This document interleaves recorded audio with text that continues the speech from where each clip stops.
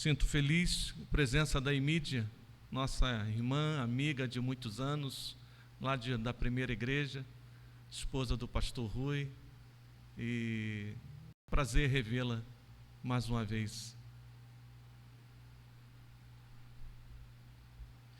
Assim diz a palavra do Senhor. E foram para Jericó, e quando ele saía de Jericó, juntamente com os discípulos e numerosa multidão, Bartimeu, cego, mendigo, filho de Timeu, estava sentado à beira do caminho.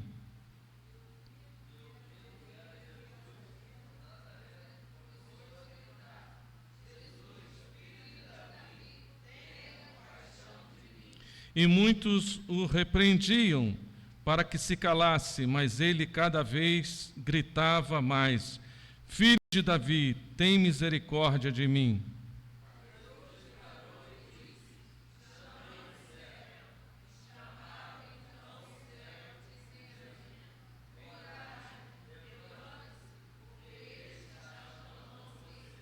Lançando de si a capa, levantou-se de um salto e foi ter com Jesus.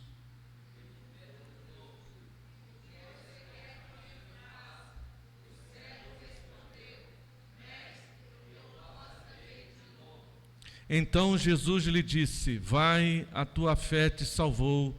E imediatamente tornou a ver e seguia Jesus estrada afora. Vamos orar mais uma vez.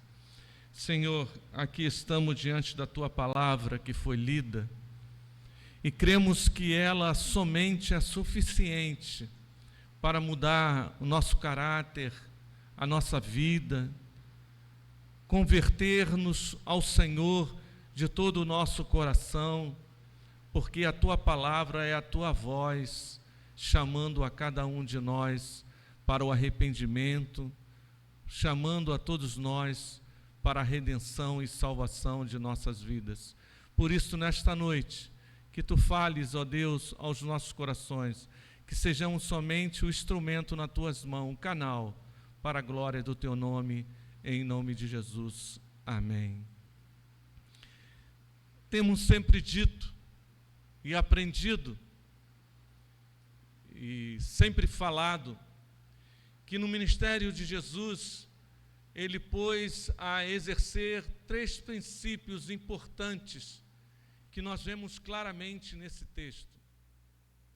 O princípio da pregação do Evangelho, das boas novas, pelo qual ele se beneficiava das estradas construídas que interligavam as cidades, Judeia, Samaria, Galileia, em que Roma o construiu, e chegado ele na plenitude dos tempos, para que as boas novas percorresse essa cidade, levando justamente o Evangelho dele próprio. O segundo princípio que nós aprendemos e encontramos nas Escrituras é o ensino, é a instrução, é a consolidação, é a forma em que Jesus usou tipicamente uma linguagem simples, aplicável, entendível, como as parábolas, ensinando-os, o povo dele, o povo de Deus, a compreender para que, na sua ausência, quando ele voltasse para junto do Pai, esses discípulos, esse povo, desse continuidade, justamente de gerações em gerações, pregando a palavra do Senhor. O terceiro princípio que nós aprendemos é que ele encontrou uma sociedade doente, de cegos, de paralíticos, de surdos, de coxos.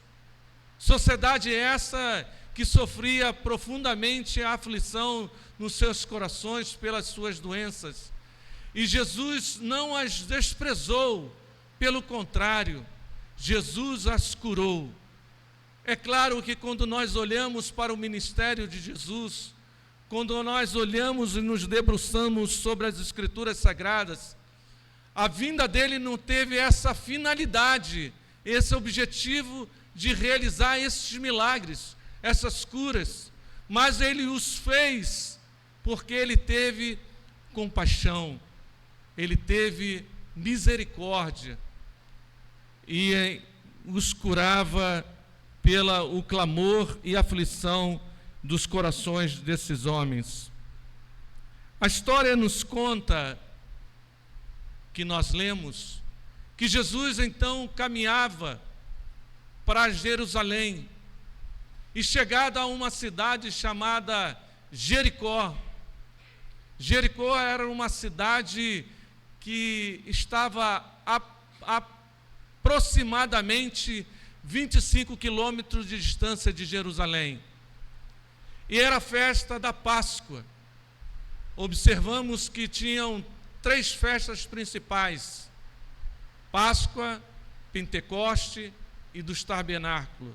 E nessa época era a festa da Páscoa. E o povo caminhava como fosse uma romagem. Todos caminhavam para Jerusalém, inclusive Jesus. E o povo levava o seu culto, o seu sacrifício, a sua oferta, como nós vemos no livro de Levítico, a sua pombinha, o seu cordeiro, sua vaca, a sua cabra, mediante a condição financeira que a família tinha, eles compravam esses animais. E a prescrição era que a cada família criasse esse animal, esse simbolismo do culto, dentro da sua própria casa, como que fosse criado nos seus corações uma expectativa que um dia eles levariam aquele animalzinho para o culto, para a celebração. E eles então caminhavam por essa estrada que se dava a Jerusalém, levando as suas ofertas. E Jericó era uma cidade de descanso, de reabastecimento, de quando nós muitas vezes fazemos determinadas viagens e estamos cansados e paramos em algum lugar, tomamos aquele lanche, tomamos aquele café, bebendo a água, vamos ao banheiro. A Jericó era como fosse uma cidade dessa forma, com essa finalidade. E Jesus entrou na cidade de Jericó. E quando ele entra em Jericó e percorre a cidade de Jericó por dentro, ele encontra Zaqueu. Outro milagre que ele realiza, o milagre da salvação, o milagre da redenção. E Zaqueu está em cima de uma árvore e Jesus tem uma atitude muito interessante. Ele para, observa e diz para Zaqueu: desce depressa, porque convém estar na sua casa. E então, quando ele vai à casa de Zaqueu, ele realiza o grande milagre, dizendo: houve salvação nesta casa. E quando ele sai de Jericó, quando ele pega o caminho de retorno, no sentido de retornar a sua trajetória para Jerusalém, ele encontra Bartimeu, clamando: filho de Davi, tenha misericórdia de mim. Mas uma coisa muito interessante que nós também ressaltamos nessa noite, é que quando Jesus, ele chega em Jerusalém, ele vai ao templo. Para justificar o que nós estamos dizendo, quando Jesus chega ao templo, ele encontra vários vendedores, exploradores, palavras talvez sejam fortes, vendedores de culto.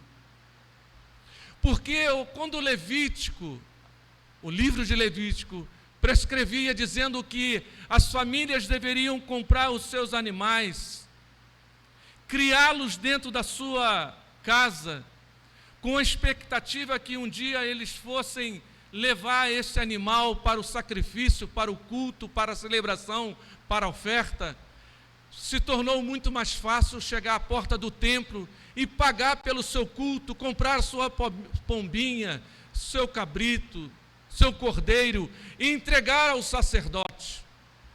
como fosse tirando o peso, a responsabilidade dos seus ombros, de que o culto que eles teriam que prestar a Deus, através desse simbolismo desse animal, já estava cumprido. Não era mais necessário criá-lo dentro da sua própria casa, dentro da sua própria localidade, porque havia justamente na porta do templo os vendedores, e Jesus se ira com aquilo,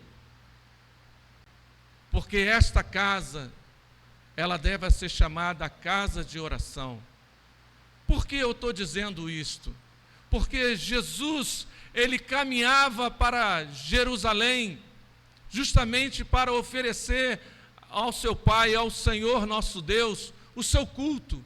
E ele era o próprio sacrifício, o próprio elemento da expiação, o próprio cordeiro pascual que deveria ser sacrificado. E eu fico pensando, quando Jesus caminhava para a cidade de Jerusalém, o quanto que ele sabia que ele seria sacrificado e morto. E na sua saída, então, ele encontra Bartimeu. Já tinha dentro da cidade de Jericó realizado um milagre na vida de Zaqueu. E agora, na saída de Jericó, ele encontra mais um clamor, mais um homem, mais uma ovelha que busca o Senhor, o seu pastor.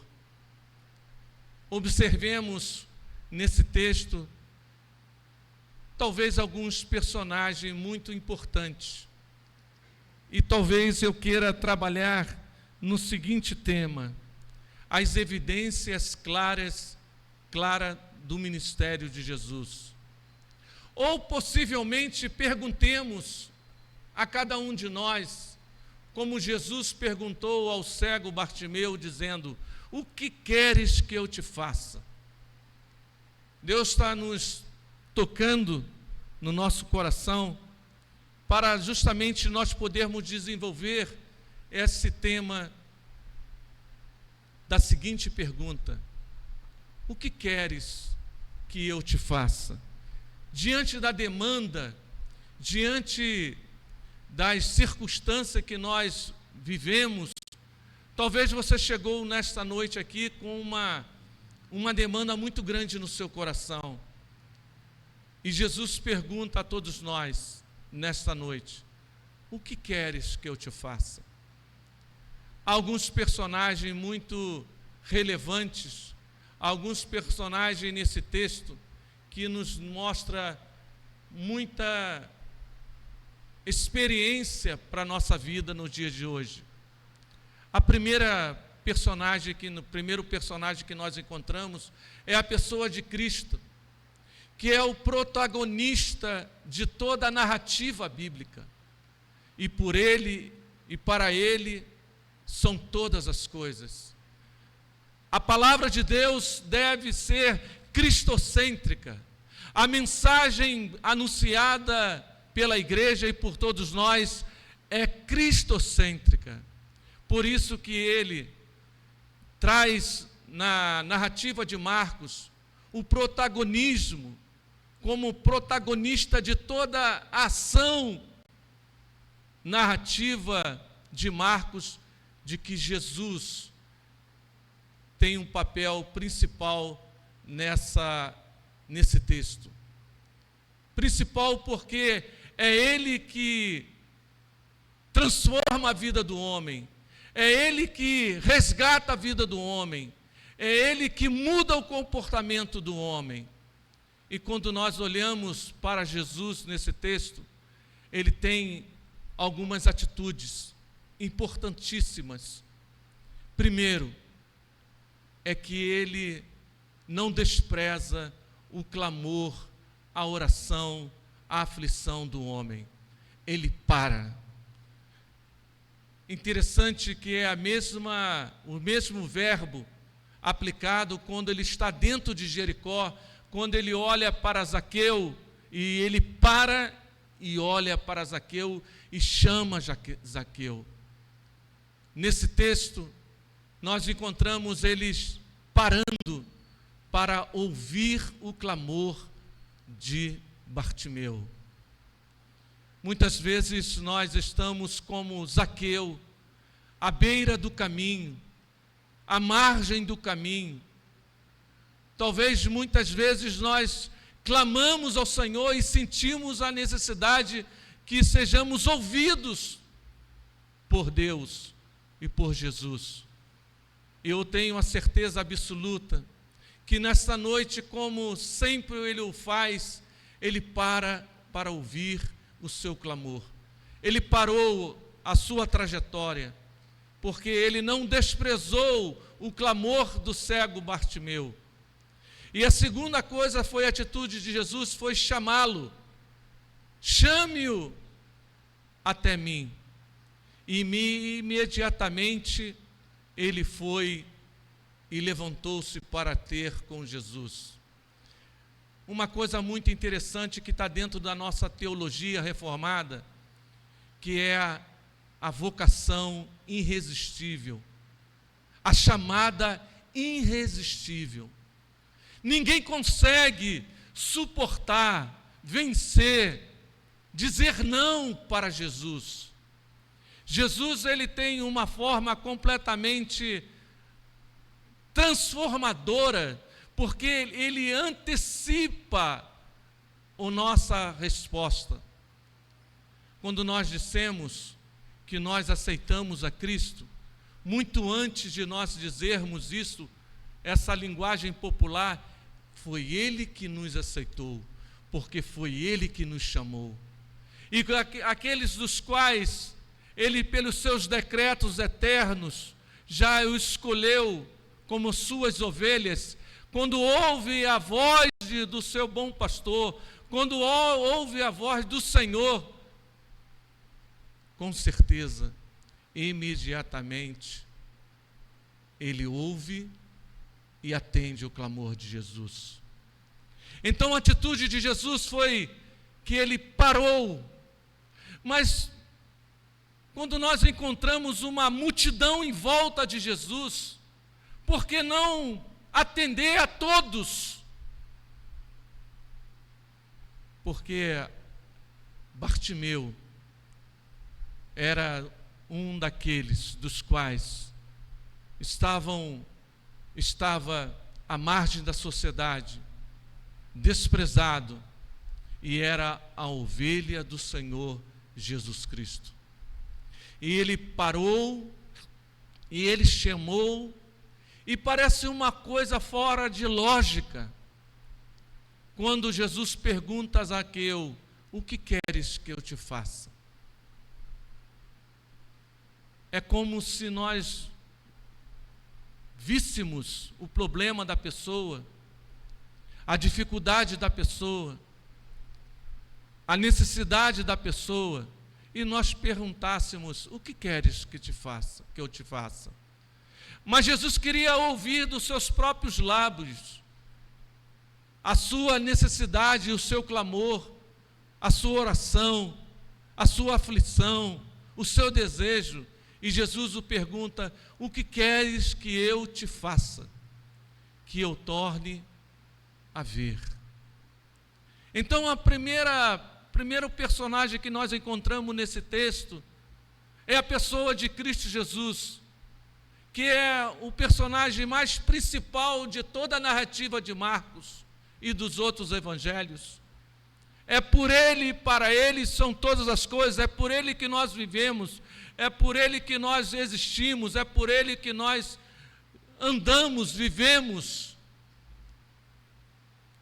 E Ele, diante das nossas necessidades, diante das nossas circunstâncias, eu tenho a certeza que Ele para, Ele ouve, e Ele quer ouvir de você justamente o seu clamor e a sua oração.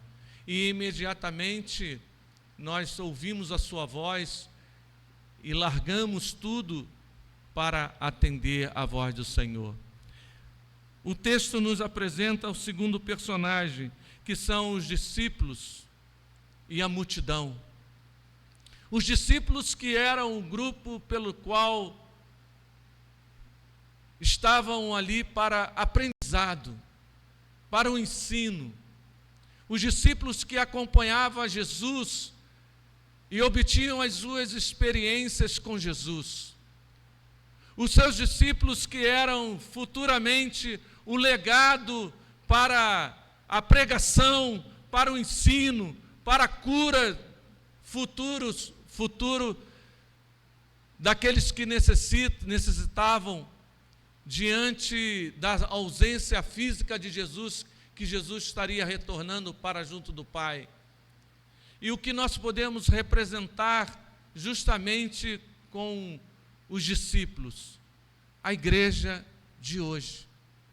A igreja que somos nós, que devemos andar ao lado de Jesus, devemos aprender de Jesus, devemos ser ensinados por Jesus, e somos ensinados por Jesus através da sua palavra, da sua presença em nossas vidas. A multidão era outro grupo que nós tínhamos juntos perto de Jesus.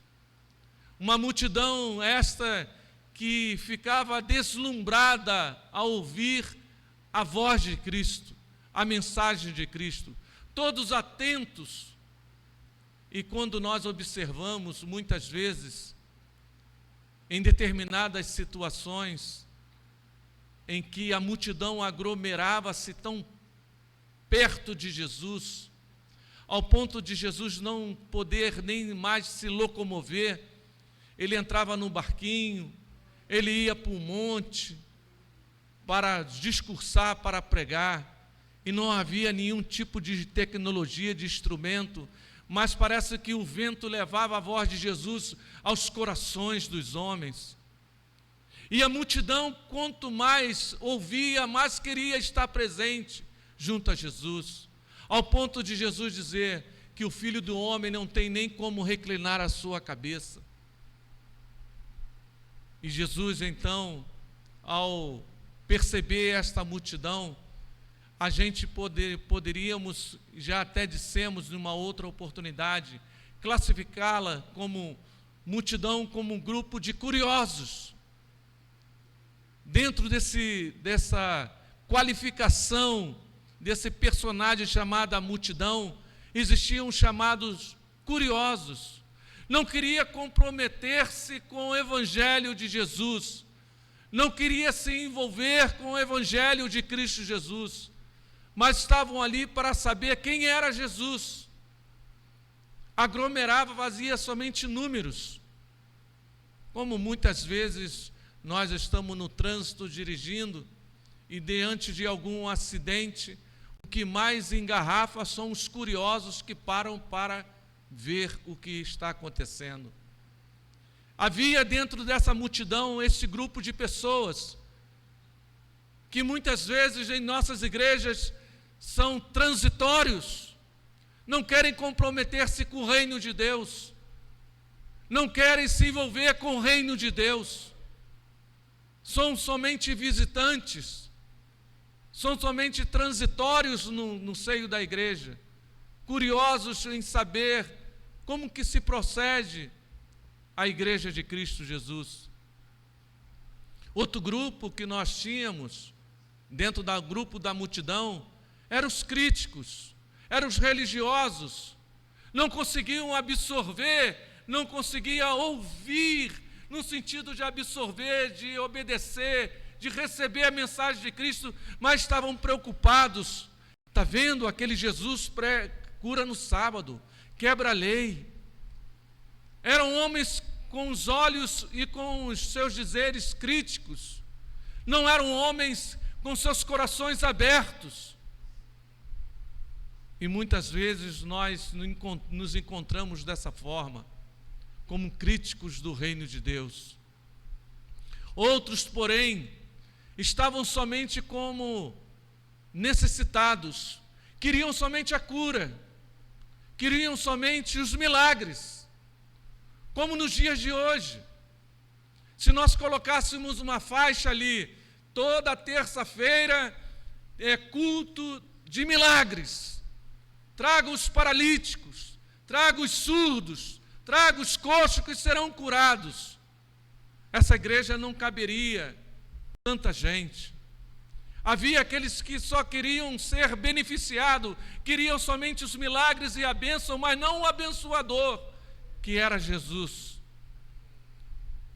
Mas existiam as suas ovelhas, pelas quais ouviam a voz do Senhor bom pastor e atendiam. Jesus cura, liberta, transforma, converte, mediante a sua soberania e vontade, porque Ele é Senhor de todas as coisas.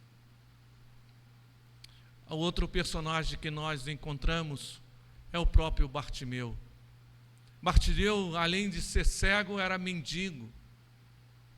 O texto não diz e não há história de que ele é cego de nascença ou em decorrência de algum momento ele se tornou cego, mas ele estava excluído do social.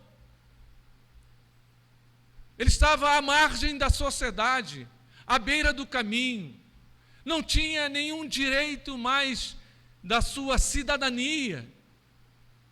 Era um homem possivelmente decepcionado, deprimido, ansioso, porque dependia que uma moedinha caísse no seu chapéu para que ele conseguisse ajuntar aquela moedinha e comprar uma quentinha para se alimentar. Alguém pudesse ajudá-lo. Dependia das pessoas. Mas ele ouviu falar que o seu Messias, que Jesus, passaria por ali. Eu imagino o coração desse homem criando uma grande expectativa. Como lá no início dissemos, quando o povo de Deus, no livro de Levítico, nos diz que criavam os seus animaizinhos e criavam uma expectativa de um dia eles poderem levar diante do Senhor o seu sacrifício. E nós observamos uma coisa muito interessante no livro de Isaías, quando o Senhor fala com Isaías no seu capítulo 1, versos 10 e 11. Eu estou farto dos vossos cultos, dos seus sacrifícios, dos seus holocaustos, porque esses cultos são tudo culto hipócritas. Porque eu requero para a minha adoração são corações quebrantados, contritos. E esse coração desse homem estava justamente numa expectativa. Talvez perguntasse às pessoas, Jesus já está vindo? E alguém, não, Jesus está lá dentro de Jericó. Ele vai passar por aqui porque ele tem que voltar para o caminho para seguir para Jerusalém. Não, porque eu estou aqui numa expectativa de encontrar esse Jesus. E ele clama, filho de Davi, tem compaixão de mim.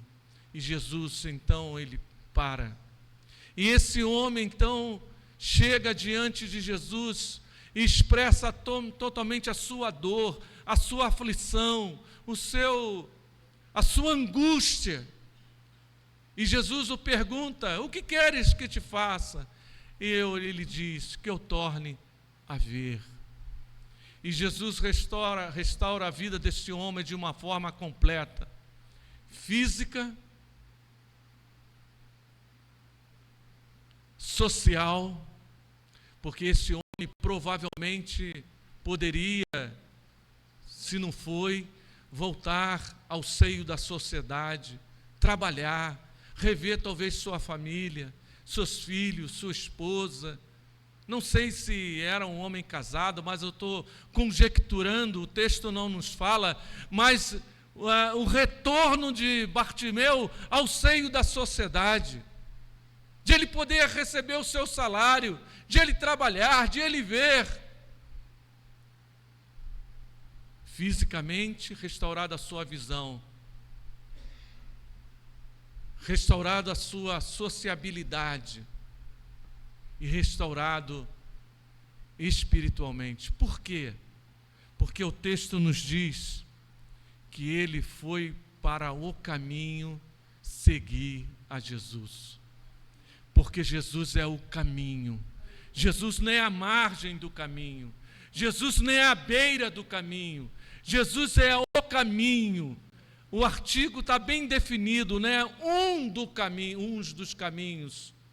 Mas Jesus é o caminho, a verdade e a vida. E ninguém vai ao Pai senão por Ele, por Jesus.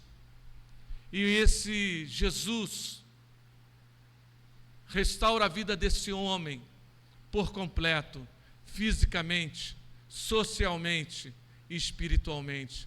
Porque esse homem agora vai seguir a Jesus pelo caminho, como o texto nos diz. E imagina o testemunho desse homem, imagina o que ele conquistou, poderíamos assim dizer, que ele anunciou para a sua sociedade, para as pessoas que o rodeavam a ele: Jesus me curou.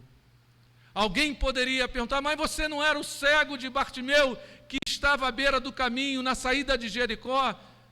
Aquele era o Bartimeu. Agora eu sou outro Bartimeu.